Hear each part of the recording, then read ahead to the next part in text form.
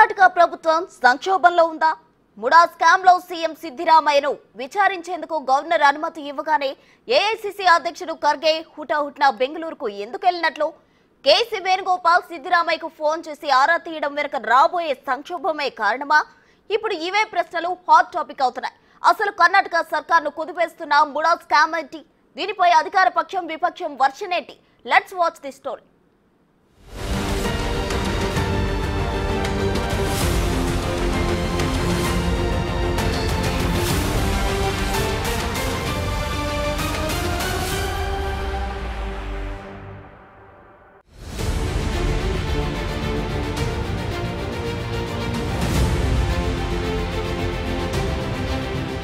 అనిశ్చిత రాజకీయాలకు care of address Karnataka రాజకీయం. ఇక్కడ రాజకీయాలు ఎప్పుడు ఎలా మలుపు తీసుకుంటాయో, ఎందుకు తీసుకుంటాయో ఎవ్వరికీ తెలియదు.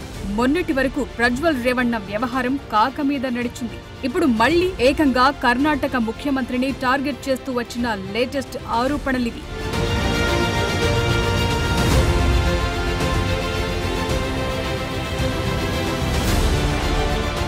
సందు దొరికితే చాలు ప్రభుత్వాలను ఇరుకున పెట్టడంలో కమలానికి సాటెవ్వరూ లేరు. ఎప్పుడు ఎక్కడ ఏ తీగ దొరుకుతుందా లాగుదామా అంటూ జల్లెడ పడతారు. ఇప్పుడు కర్ణాటకను టార్గెట్ చేసినట్టు తెలుస్తోంది. ఏకంగా సీఎంనే టార్గెట్ చేస్తూ ఆరోపణలు గుప్పిస్తున్నారు. భూములు అప్పనంగా భార్యకు రాసిచ్చారని బీజేపీ ఆరోపిస్తుంటే, నా భూములే లాక్కుని తిరిగి మీరిచ్చిన భూముల మీద రాజకీయమా అంటూ సిద్ధరామయ్య కౌంటర్ ఇస్తున్నారు. మాటల సంగతి ఎలా ఉన్నా ఈ స్కామ్ ఇప్పుడు ప్రభుత్వానికి పెను సవాల్గా మారింది. అసలు ఇది స్కామేనా అనే ప్రశ్నలు గట్టిగానే వినిపిస్తున్నాయి.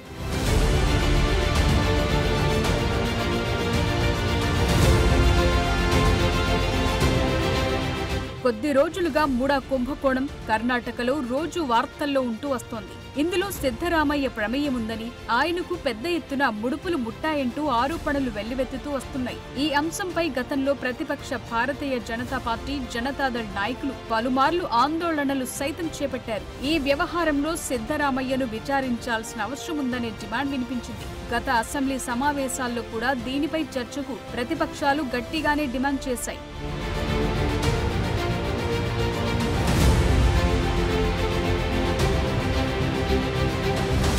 ఇన్ని రోజులు మైసూర్ అర్బన్ డెవలప్మెంట్ అథారిటీలో భూ కేటాయింపుల్లో సీఎం అక్రమాలకు పాల్పడ్డారని బీజేపీ ఆరోపిస్తుండగా, ఇప్పుడు ఆ వివాదం మరో ఎత్తుకు చేరింది.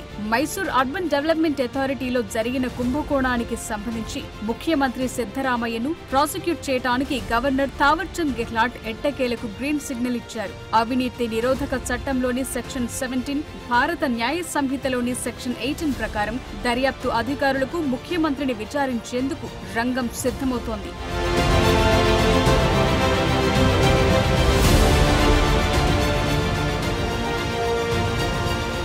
మరోవైపు గవర్నర్ నిర్ణయాన్ని హైకోర్టులో సవాల్ చేయడానికి సిద్ధరామయ్య లీగల్ టీం రెడీ అవుతోంది. ప్రాసిక్యూషన్ కు వ్యతిరేకంగా ఆయన కోర్టుకు వెళ్లే అవకాశాలు బలంగా ఉన్నాయి.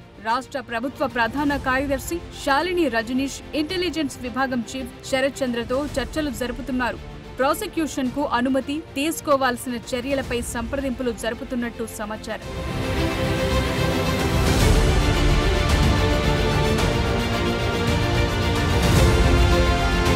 కాగా అంతకు ముందు ఈ వ్యవహారంపై ఆర్టీఐ కార్యకర్త టీజే అబ్రహాం, ప్రదీప్, స్నేహమయి కృష్ణ భగవాన్ ను ఆశ్రయించారు. సిద్ధరామయ్యను విచారించడానికి అనుమతులివ్వాలంటూ దరఖాస్తును దాఖలు చేసుకున్నారు. ముడా స్కామ్ కు సంబంధించిన కొన్ని కీలక డాక్యుమెంట్లను వాటికి జత చేశారు. అయితే తనపై వచ్చిన ఆరోపణలకు 7 రోజుల్లోగా సమాధానం ఇవ్వాలని, ఆయనపై ఎందుకు విచారణ జరపకూడదో తెలపాలని ఆదేశిస్తూ గవర్నర్ గత నెలలో ముఖ్యమంత్రికి షోకాజ్ నోటీస్ జారీ చేశారు. దీంతో ప్రాసిక్యూషన్ ను అనుమతించొద్దని గవర్నర్ ను కోరుతూ రాష్ట్ర మంత్రివర్గం తీర్మానం చేసింది. నోటీస్ ను ఉపసంహరించుకోవాలని సిద్ధరామయ్య నేతృత్వంలోని ప్రభుత్వం సూచించింది. గవర్నర్ రాజ్యాంగ పదవిని దుర్వినియోగం చేస్తారని ఆరోపించారు.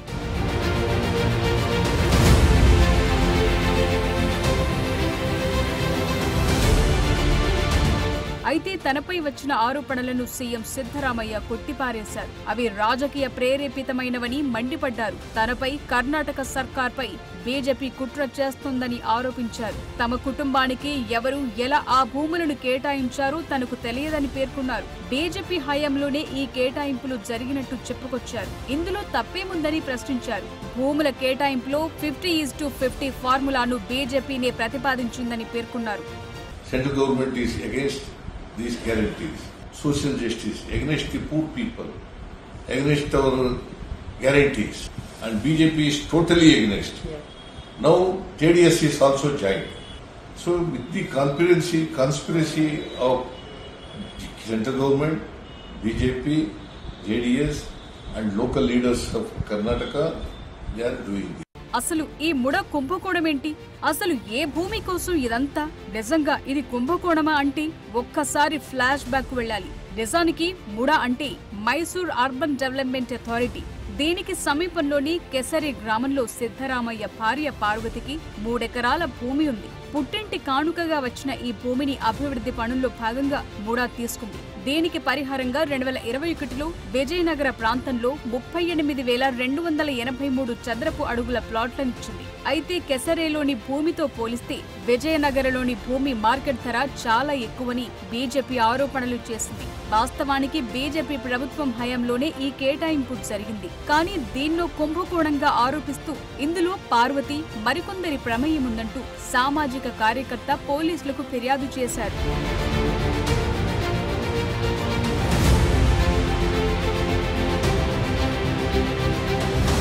అంతేకాదు 2023 అసెంబ్లీ ఎన్నికల అఫిడవిట్లో తన భార్య యాజమాన్యాన్ని వెల్లడించడంలో సిద్ధరామయ్య విఫలమయ్యారని ఆర్టీఐ కార్యకర్త అబ్రహాం తన ఫిర్యాదులో ఆరోపించారు.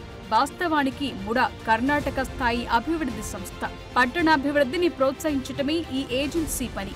దీంతో పాటు ప్రజలకు అందుబాటు ధరల్లో ఇళ్లను అందించాలి. కానీ సీఎం భార్యకు ఎక్కువ ధర ఉన్న భూమిని అప్పగించడంపై బీజేపీతో పాటు పలువురు నేతలు ప్రశ్నిస్తున్నారు. ఇక సిద్ధు దంపతులు, కొందరు అధికారులు అక్రమాలకు పాల్పడ్డారని ఆర్టీఐ కార్యకర్తలు ఆరోపించారు. ముడా భూ కేటాయింపుల్లో జరిగిన అవకతవకల్లో పార్వతి పాత్ర ఉందంటూ బీజేపీ కూడా ఫిర్యాదు చేసింది.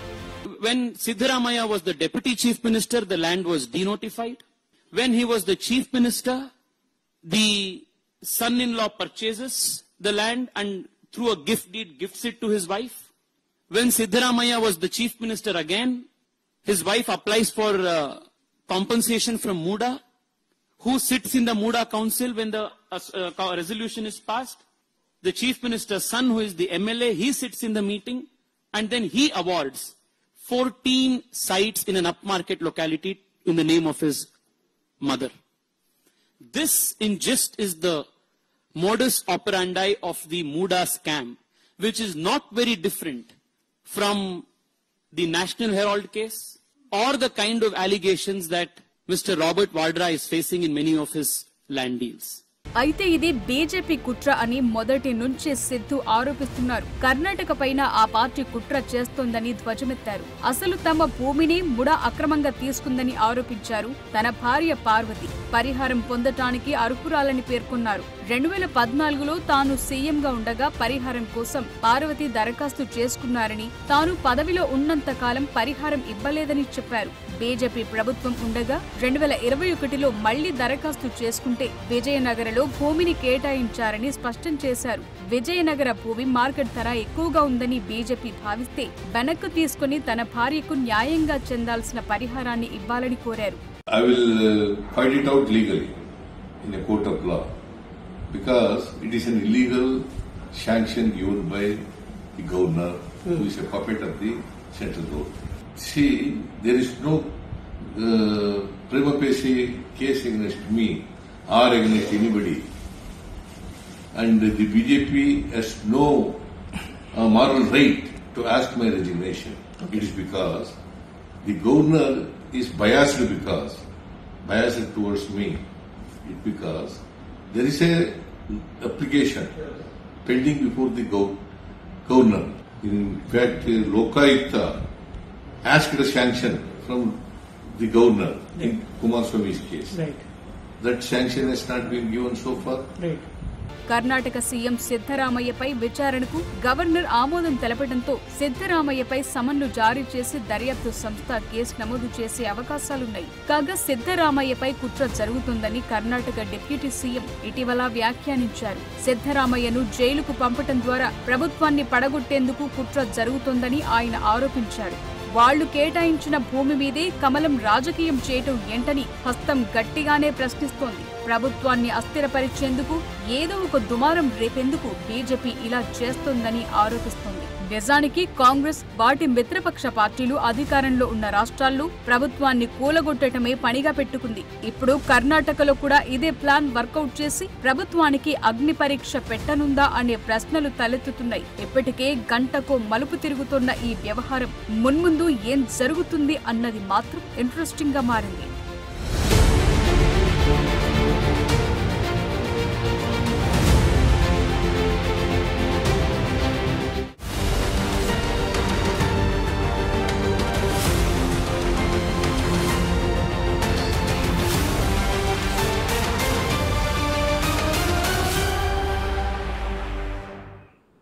ఇవి బులెటిన్ అప్డేట్స్ కి